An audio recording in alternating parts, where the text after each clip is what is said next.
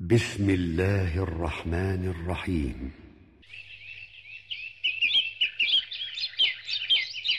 ومن أحسن قولا ممن دعا إلى الله وعمل صالحا وقال إنني من المسلمين.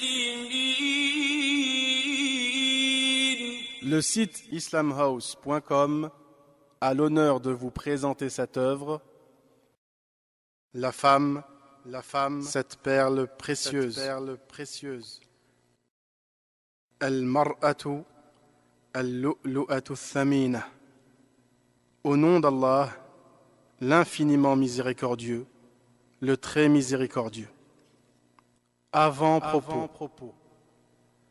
Louange à Dieu seul, et que le salut et la bénédiction d'Allah soient sur son messager. Aujourd'hui plus qu'hier, par ignorance ou par orgueil, face à la vérité, certains s'attaquent à l'islam et le critiquent. Alors que cette religion représente, par excellence, le respect des droits de l'homme. On l'accuse d'opprimer certaines catégories de personnes, de leur porter atteinte et de les dénigrer. La femme tout particulièrement est, prétendent-ils, considérée comme inférieure et dont les droits sont bafoués, voire inexistants, et dont le rôle dans la société est quasi inexistant. Entre haine, mensonge, ignorance ou amalgame, quel est réellement le statut de la femme dans l'islam et en Occident? Où est-elle vraiment respectée et intégrée dans la société? Et où y tient-elle vraiment un rôle? Ce livre répond à ces questions. La condition de la femme en Occident. En Occident, ou plus largement dans les pays non musulmans, la femme, disent-ils, est une citoyenne à part entière, égale à l'homme sur tous les points de vue. Or, cette prétendue égalité n'a pas toujours été un acquis. Elle a dû la réclamer haut et fort, au prix de sa vie parfois. À l'époque où les hordes isolées se trouvaient en pleine lutte pour l'existence, le clan devait veiller à se débarrasser de tout rejeton qui nécessitait de grands soins.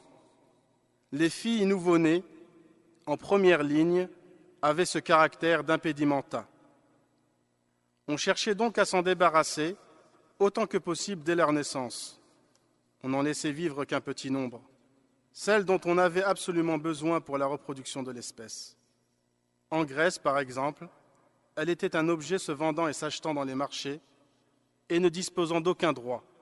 Dans l'Empire romain, l'homme avait tous les droits sur sa famille, même celui de vie et de mort sur sa femme et ses enfants, sans devoir rendre de compte à l'État. En Inde, lorsque le mari mourait, son épouse s'immolait sur son bûcher de plein gré. Aujourd'hui, elle se contente de se raser les cheveux. De nos jours, une situation persiste, se maintenant et s'aggravant toujours davantage, la prostitution. Elle était non seulement permise aux filles non mariées, mais à Babylone chez les Phéniciens, les Lydiens et chez bien d'autres peuples encore, elle était demandée, voire ordonnée par la religion. À Babel, la puissante capitale de l'empire babylonien, il était prescrit que toute jeune fille devait se rendre au moins une fois en pèlerinage au temple de la déesse Milita pour s'y prostituer en son honneur, au libre choix des hommes qui accouraient en foule. On rapporte que Khéops, roi d'Égypte, qu'il tira du produit de la prostitution de sa fille l'argent nécessaire à la construction d'une pyramide. Chez les personnes de confession judaïque, la femme est maudite, car c'est elle qui aurait influencé Adam à pécher. Chez les premiers chrétiens, elle était considérée comme la porte de Satan. En France, en 585 après Jésus, lors du concile de Mâcon, on se demandait si elle était un être humain et possédait une âme. Et si elle en avait une, était-ce celle d'un animal ou d'un humain? Ils en concluèrent enfin qu'elle avait une âme d'être humain mais avait été créée uniquement pour servir l'homme. L'Occident se persuade même que la sorcellerie est intimement liée à la nature féminine et que toute femme est une sorcière en puissance. Il disait, pour un sorcier, 10 000 sorcières. Les bûchers brûlent surtout à partir du XVe siècle et ne s'éteindront qu'au XVIIe siècle. En France, en 1804, dans le Code napoléonien, la veuve n'a aucun droit dans la succession de son conjoint et si elle désire se remarier, elle est soumise à la décision du conseil de famille. Dans les lois anglaises, elle n'était pas considérée comme citoyenne au siècle dernier. Et jusqu'en 1805, l'homme avait le droit de vendre sa femme. En Chine, l'année du cheval et de la femme sont mauvais signes. Dans bien d'autres communautés, la femme connaissait ou connaît encore le même sort, voire pire. Depuis des siècles, elle subit un avilissement certain et ne bénéficie d'aucune reconnaissance, malgré son rôle capital dans la société. Elle est humiliée, méprisée, négligée, réduite à un objet de désir et de procréation. Mais, diront-ils, la femme n'est désormais plus considérée comme telle, elle est désormais respectée, fait partie intégrante de la société, dispose de droits équivalents à l'homme, elle est considérée comme libre et peut travailler dans ce que bon lui semble. Certes, il est vrai que la vision qu'il se faisait de la femme a changé, mais dans quel sens ce changement s'est-il fait? L'émancipation de la femme. Elle s'est vraiment confirmée vers la deuxième moitié du XXe siècle, quand la femme a commencé à réclamer ses droits, les mêmes que ceux des hommes, à tous les niveaux. Droits qu'elle obtient petit à petit au fil des années. Parallèlement, sous influence ou pas, naît l'idée de s'épanouir, vivre, revendiquer sa liberté, son indépendance et se détacher des mentalités des anciens naquis. La femme, donc, obtint sa liberté. Aujourd'hui, elle fait ce qu'elle veut, au nom de la liberté et de l'égalité, dispose des mêmes droits que les hommes, elle est citoyenne, elle existe et le fait savoir. Cependant, cette liberté est-elle vraiment une liberté comme on l'entend, ou est-ce plutôt du libertinage? Comme on pourrait également se demander si l'émancipation de la femme n'est-elle pas en réalité une belle expression qui dissimule, pour celui qui réfléchit, l'exploitation de la femme. Ces beaux discours n'ont en effet pas leur place ici.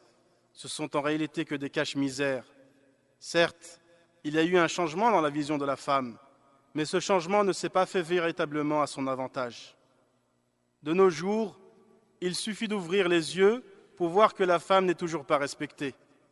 Même s'ils veulent le faire croire, il est vrai qu'elle a acquis une liberté, mais c'est une liberté totale, exemptée de principes, de valeurs, de pudeur ou d'honneur.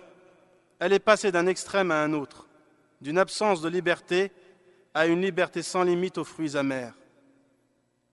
Il voudrait faire croire, et malheureusement beaucoup y ont cru, qu'elle serait complètement l'égale de l'homme en tout point et aurait les mêmes droits que lui, alors que curieusement, certaines inégalités entre les deux sexes persistent. Pour eux, s'épanouir signifierait l'absence de tabou. Une femme sera femme que si elle n'a pas de règles de conduite. On la pousse à s'habiller de façon très indécente dans la rue, en prétendant que c'est cela une femme épanouie et bien dans sa peau. Ils répandent la mixité partout, ce qui a pour résultat l'expansion de la perversité, des problèmes conjugaux et de graves atteintes au respect de la personne. Mais aussi la multiplication des rapports avant le mariage, qui conduit à une grossesse pénible, car non voulue, et à l'accroissement préoccupant d'enfants illégitimes. La plupart des avortements sont la conséquence de tout cela. De 2000 à 2010, en France métropolitaine, on recense plus de 200 000 avortements par an. On constate même la multiplication d'actes immoraux, tels que le viol, dont le nombre déclaré en 2001 a atteint le chiffre de 9 574, et on suppose que ceux qui ont été perpétrés, sans être ébruités, seraient de 4 à 6 fois supérieurs. Désormais, elle est considérée comme un objet de puissance et un passe-temps. ballotté d'un homme à un autre. On s'en débarrasse une fois rassasié, sans se soucier de son devenir et de son honneur. Pour bien réussir sans obstacle dans sa vie professionnelle, il faut qu'elle soit ouverte à toute proposition.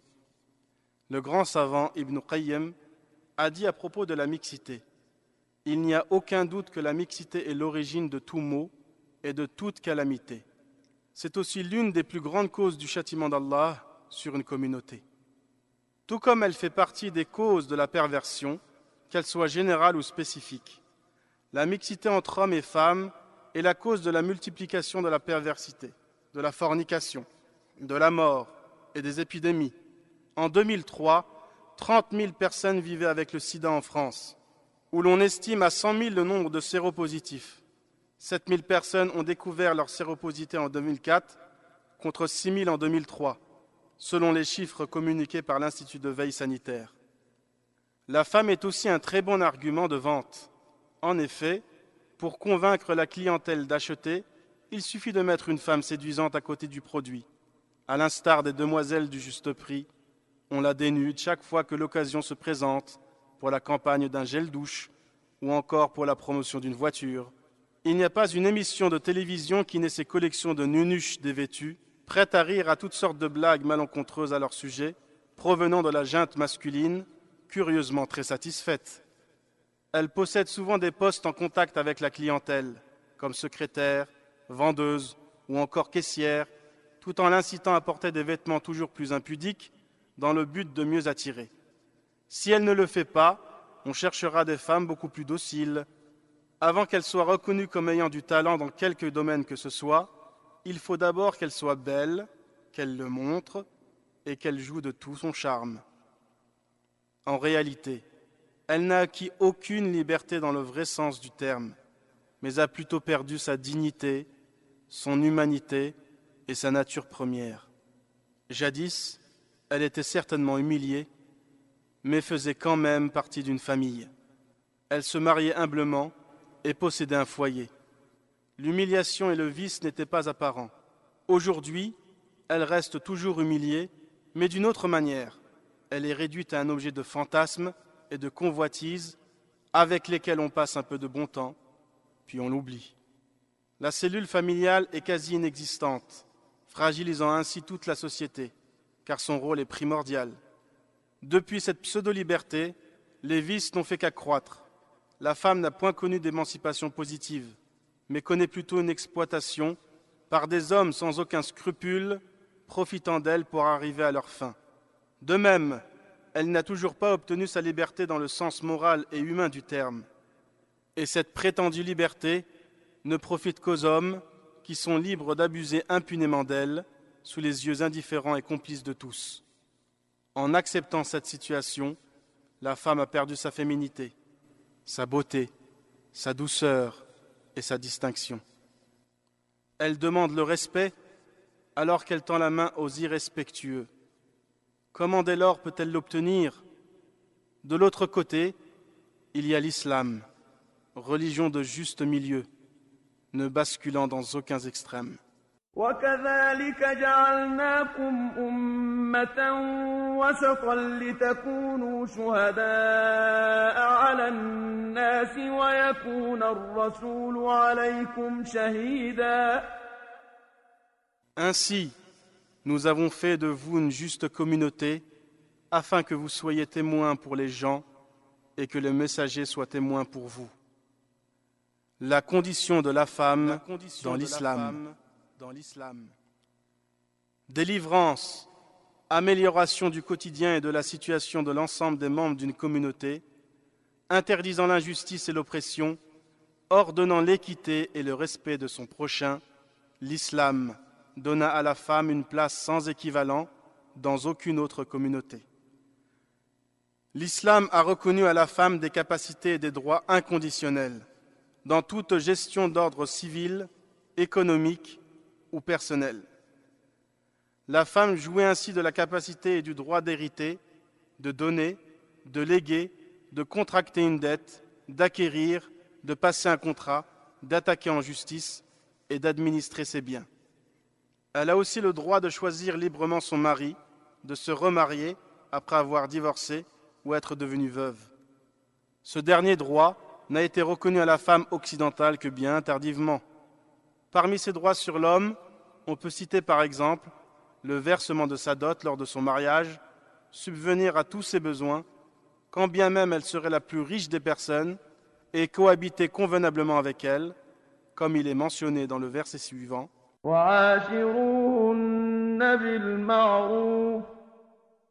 Et cohabiter avec elle convenablement. Et le messager de Dieu, sallallahu alayhi wa sallam, a dit: le meilleur d'entre vous est celui qui est le meilleur avec les femmes. Elle n'est pas obligée de travailler. C'est l'homme qui subvient obligatoirement à ses besoins. Si l'homme venait à refuser d'assouvir ses besoins, alors cela est considéré comme un grave péché en islam. Par ailleurs, si celle-ci venait à travailler, son argent lui appartiendrait complètement et l'homme n'aurait aucun droit dessus. Quant à la double part reconnue à l'homme dans l'héritage, qui est souvent critiquée par les Occidentaux, elle s'explique par les obligations exceptionnelles auxquelles le musulman est astreint, alors que l'exemption de la femme musulmane est totale. Ses dépenses envers son mari ou ses enfants sont purement volontaires, et ceci quel que soit son degré d'opulence. De même, chez les Arabes avant l'islam, elle n'était pas mieux considérée qu'ailleurs.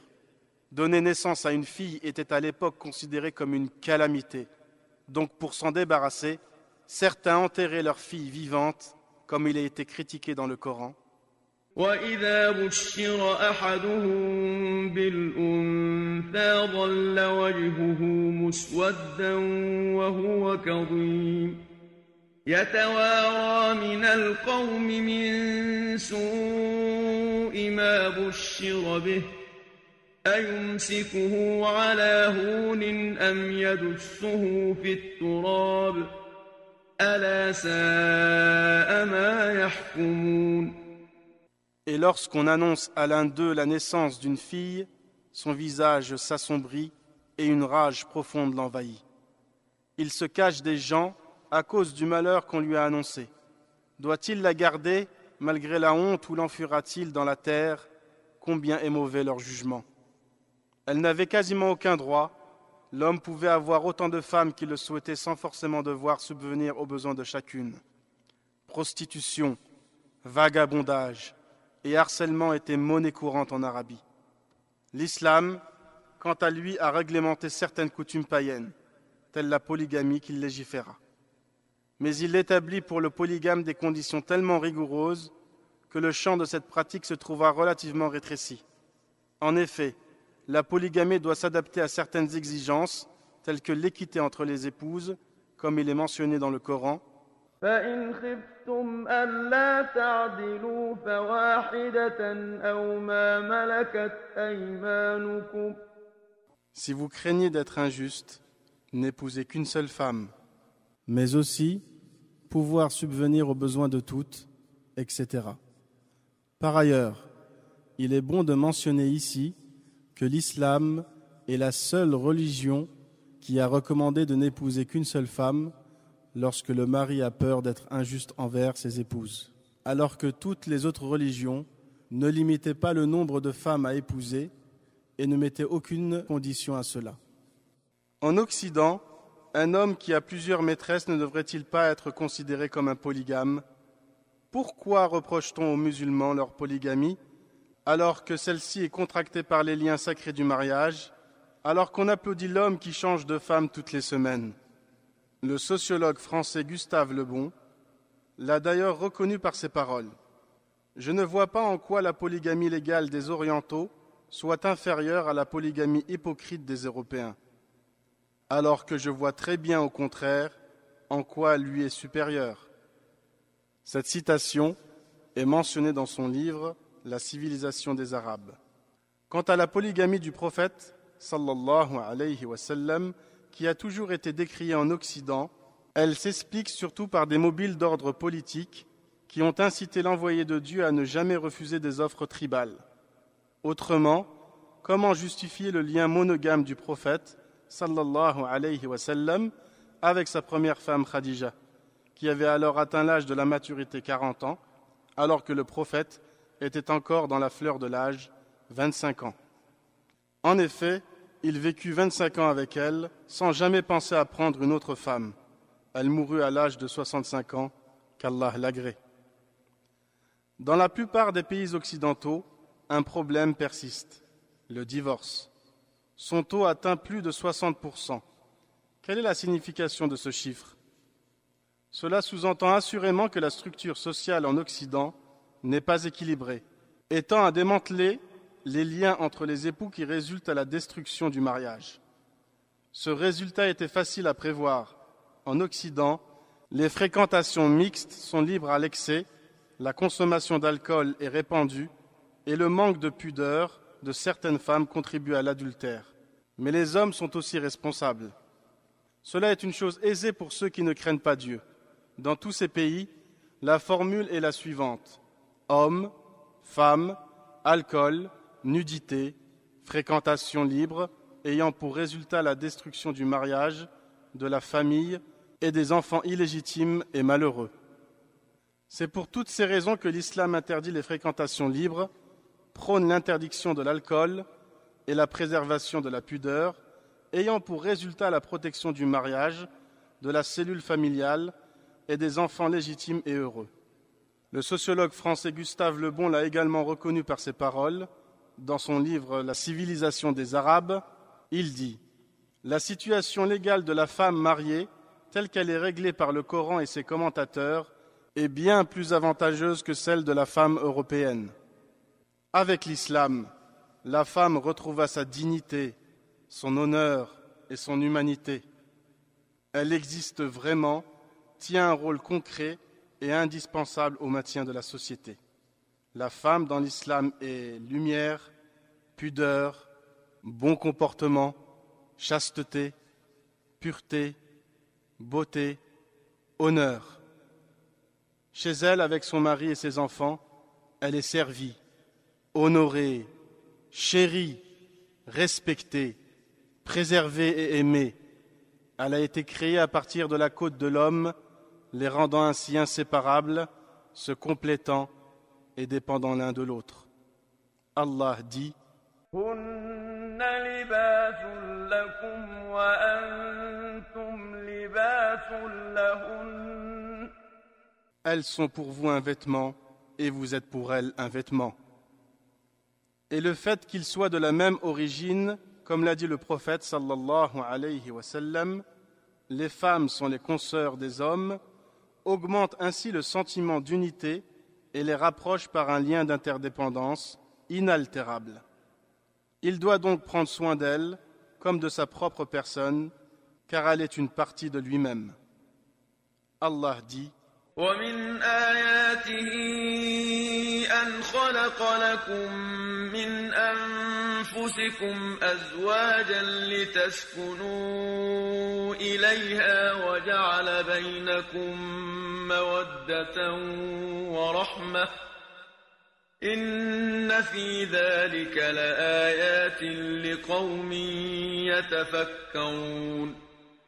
Parmi ces signes, il a créé de vous pour vous des épouses pour que vous viviez en tranquillité avec elles, et il a mis entre vous de l'affection et de la bonté. Il y a en cela des preuves pour des gens qui réfléchissent. Et comme le mentionne un hadith, veuillez du bien aux femmes. Quelle que soit sa situation, qu'elle soit épouse, fille ou mère, il a été ordonné à l'homme de bien se comporter avec la femme. Faire le contraire est donc une désobéissance et passible d'un châtiment divin. Le prophète, sallallahu alayhi wa sallam, a en effet dit: le croyant qui a la foi la plus parfaite est celui qui a le meilleur comportement. Les meilleurs d'entre vous sont les meilleurs avec leurs femmes. L'homme marié doit chérir sa femme, bien lui parler, patienter sur ses défauts, lui apprendre sa religion. S'il divorce, il doit lui verser une pension et la loger d'une durée de 3 menstrues, avant qu'elle ne puisse se remarier, comme il est dit dans le Coran. أسكنوهن من حيث سكنتم من وجدكم ولا تضاروهن لتضيقوا عليهن وإن كن أولات حمل فأنفقوا عليهن حتى يضعن حملهن فإن أرضعن لكم فآتوهن أجورهن وأتمروا بينكم بمعروف. Et faites que ces femmes habitent où vous habitez, et suivant vos moyens. Et ne cherchez pas à leur nuire en les contraignant à vivre à l'étroit. Et si elles sont enceintes, pourvoyez à leurs besoins, jusqu'à ce qu'elles aient accouché. Puis, si elles allaitent l'enfant né de vous, donnez-leur un salaire, et concertez-vous à ce sujet de façon convenable. S'il a des filles, qu'ils leur apprennent leur religion, les éduquent comme il se doit, ne les oppriment pas, et elles seront pour lui un accès au paradis. Comme il est mentionné dans le hadith suivant, celui qui a une fille ne l'accable pas, ne la blâme pas, ne fait pas de différence entre elle et son fils. Dieu le fera entrer au paradis. Il est aussi rapporté, celui qui éduque 2 filles jusqu'à ce qu'elles atteignent l'âge de la puberté, lui et moi ressusciterons le jour de la résurrection de cette façon. Et il joignit les doigts de sa main. S'il a une mère, il doit être meilleur avec elle, car elle l'a porté pendant 9 mois. Elle a sacrifié son temps et sa vie pour s'occuper de lui. Il est dit dans le Coran, ووصينا الإنسان بوالديه إحسانا حملته أمه كرها ووضعته كرها وحمله وفصاله 30 شهرا. Et nous avons enjoint à l'homme de la bonté envers son père et sa mère. Sa mère l'a péniblement porté et en a péniblement accouché. Et sa gestation et son sevrage durent 30 mois. Il est aussi dit dans le Coran, وقضى ربك ألا تعبدوا إلا إياه وبالوالدين إحسانا. Et ton Seigneur a décrété, n'adorer que lui et marquer de la bonté envers le père et la mère. On trouve dans une poésie, ta mère, si tu savais, détient sur toi un droit éternel. Tout ce que tu as fait pour elle est peu de choses en parallèle. Combien de nuits s'est-elle plainte sous le fait de la grossesse? Sa souffrance fit jaillir lamentation et cris de détresse. Tu ne peux t'imaginer l'accouchement dans la douleur, accablée d'atroces tiraillements qui lui arrachent le cœur.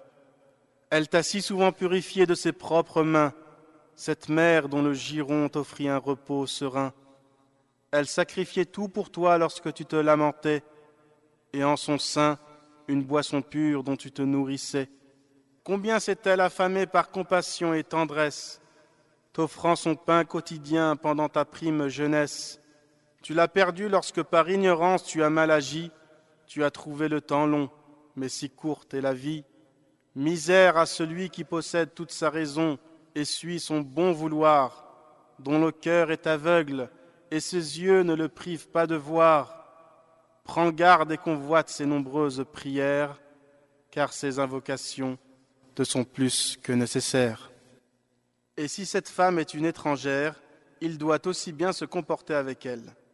L'aider fait partie de l'islam, et être injuste envers elle est un grand péché. Comme le prophète sallallahu alayhi wa sallam a dit, « Ô Seigneur, je mettrai dans la gêne ceux qui s'en prennent aux droits des 2 faibles, l'orphelin et la femme. » La femme est un pilier dans la société dont le bon fonctionnement dépend d'elle. Si elle dévie, c'est toute la communauté qui en paiera le prix, comme cela se passe de nos jours. Alors que dans l'islam, dès les premières décades de l'ère hégirienne, la femme put s'imposer par sa large et efficace participation à côté de l'homme dans la vie culturelle et sociale de la communauté musulmane. Aïcha, épouse du prophète et fille du premier calife, avait une profonde érudition qui, à moins de 20 ans, fit d'elle une des plus brillantes figures de l'époque.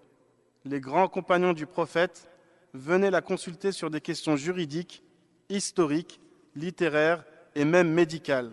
Elle fait d'ailleurs partie de ceux qui rapportèrent le plus de hadiths actes et paroles du prophète.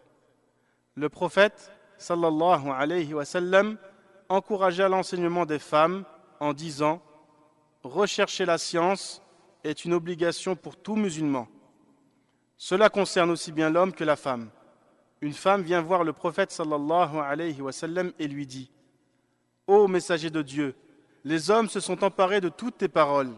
Consacre-nous donc un moment pour que l'on puisse te rencontrer et nous enseigner ce qu'Allah t'a appris. » Le prophète sallallahu alayhi wa sallam dit « Réunissez-vous ce jour-là et ce jour-ci. » Ce qu'elles firent aussitôt. Durant ces jours, le prophète sallallahu alayhi wa sallam leur enseignait ce qu'Allah lui apprenait. Désormais, le champ d'action culturelle de la femme s'élargit de plus en plus. Ibn Hajar al-Asqalani, un des célèbres imams de l'islam, sera formé avec 50 de ses condisciples à l'école d'Aïcha al-Hanbaliya, ainsi qu'à celle de Zaynab, auteur des traités en droit et en hadith. Dans ses œuvres biographiques, Ibn Hajar cite plus de 1500 femmes parmi lesquelles figurent des juristes et des savantes. Auprès d'Allah, la femme n'est aucunement inférieure à l'homme dans ses droits. Chacun dispose d'un rôle approprié avec des droits et des devoirs. Une personne n'est supérieure à une autre que par sa piété, et non par son origine ou sa richesse, ou parce que c'est un homme ou une femme, comme il est dit dans le Coran. Inna akramakum indallahi atqakum. Certes, le plus noble d'entre vous auprès d'Allah est le plus pieux. Allah est certes omniscient et grand connaisseur. Le messager de Dieu, sallallahu alayhi wa sallam, dit également « Ô vous les gens, votre Seigneur est unique et votre Père est unique. Vous descendez tous d'Adam et Adam provient de la terre. Assurément, le plus noble d'entre vous auprès d'Allah est le plus pieux et l'arabe n'a pas plus de mérite que le non-arabe, sauf s'il se distingue par la piété. » En somme, on peut se rendre compte que la femme n'est pas opprimée en islam. Et ceux qui prétendent le contraire sont soit des adversaires de la religion, moyennant la ruse et le mensonge pour en éloigner les gens, ou soit ce sont des ignorants qui suivent aveuglément et croient tout ce qui se dit, sans prendre la peine de vérifier ces informations. Par ailleurs, alors que l'islam nous inculque le bon comportement avec les femmes, certains musulmans n'agissent pas comme il convient. Bien que l'islam désavoue leurs attitudes, leur comportement contribue malheureusement à souiller cette religion, faire fuir les gens et créer par la même occasion des amalgames. Le prophète, sallallahu alayhi wa sallam, est la meilleure des créatures et un exemple pour tous. Il avait un comportement inégalable avec ses femmes. Il était doux, clément envers elles, il demandait leur avis, les aidait dans les tâches ménagères, plaisantait avec elles, ne levait pas la voix sur elles et ne les frappait pas. Il est un modèle pour tous. لقد كان لكم في رسول الله أسوة حسنة لمن كان يرجو الله واليوم الآخر وذكر الله كثيرا. En effet, vous avez dans le messager d'Allah un excellent modèle à suivre. Il n'y a qu'un islam. Son enseignement se fait à travers le Coran et la Sunna qui est la traduction du prophète et non pas par les gens.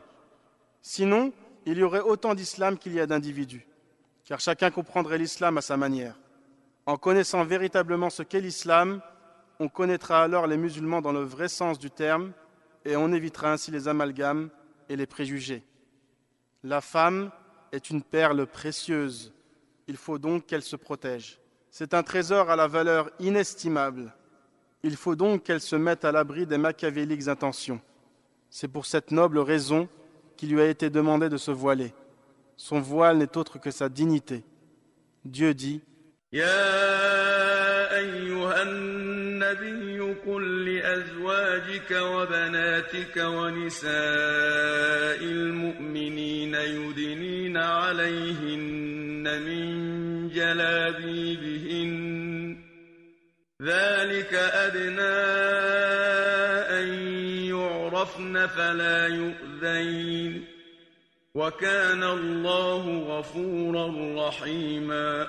Ô prophète, dis à tes épouses, à tes filles et aux femmes des croyants de ramener sur elles leur grand voile. Elles en seront plus vite reconnues et éviteront d'être offensées. Allah est celui qui pardonne et il est le très miséricordieux.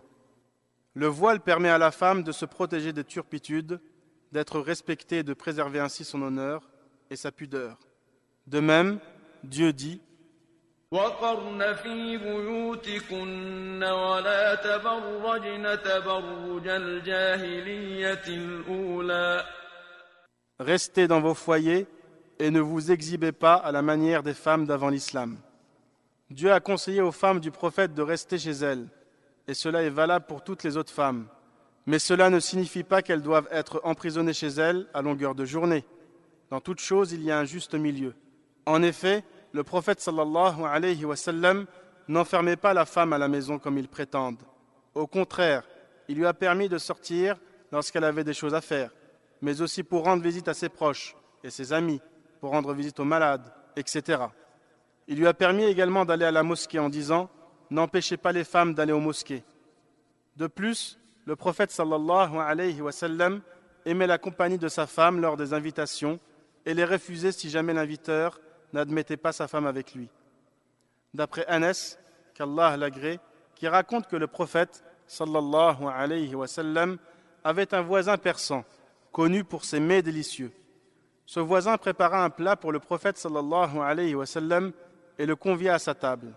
Le prophète lui dit: et mon épouse, en parlant de son épouse Aïcha, qu'Allah l'agrée. Il répondit: non, je ne l'invite pas. Le prophète sallallahu alayhi wa sallam rétorqua: je refuse donc. Le voisin réitéra son invitation et le prophète sallallahu alayhi wa sallam lui redemanda: et mon épouse? Il répondit: non, je ne l'invite pas. Le prophète sallallahu alayhi wa sallam rétorqua de nouveau: je refuse donc. Le voisin réitéra une nouvelle fois son invitation et le prophète sallallahu alayhi wa sallam lui redemanda: et mon épouse? L'homme, après 3 demandes consécutives, dit: je suis d'accord. Le prophète sallallahu alayhi wa sallam et Aïcha se levèrent et se suivèrent mutuellement jusqu'à atteindre la maison de l'inviteur. La véritable définition de la femme, de la liberté et du respect se trouve dans l'islam. La femme ne sera reconnue comme femme que si elle suit ce qui lui aura été demandé. Dans ce cas, elle gagnera le respect ici-bas et le paradis dans l'au-delà.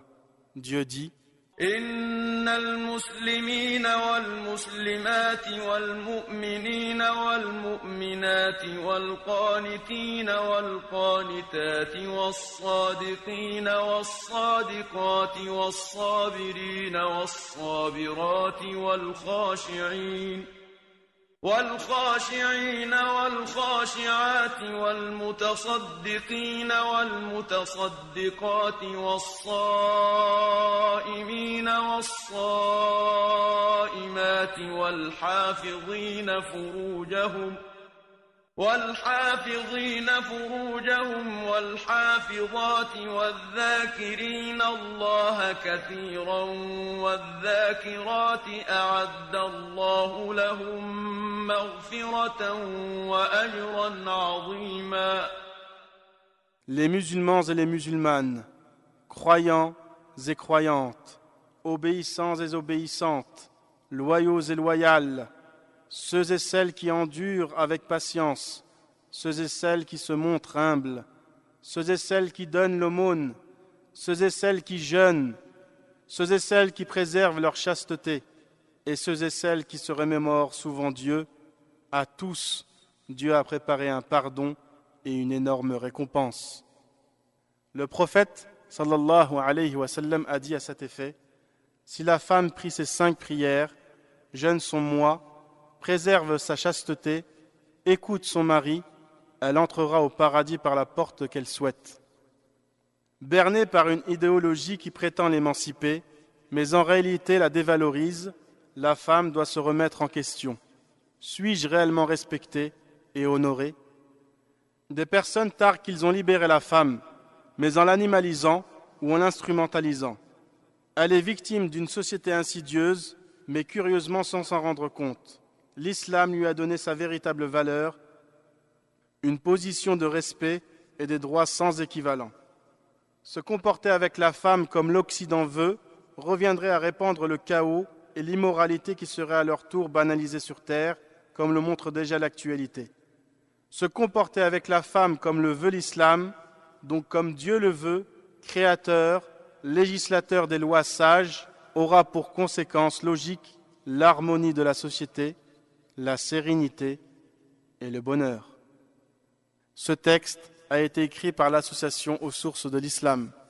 www.sourceislam.com, www.fatawaislam.com, www.teleislam.com. Cette œuvre est désormais à votre disposition. Après l'avoir mise en pratique, propagez-la. Conformément à la parole prophétique, Ballighu anni walau aya. Transmettez de ma part, ne serait-ce qu'un verset. Votre site islamhouse.com, l'islam à la portée de tous.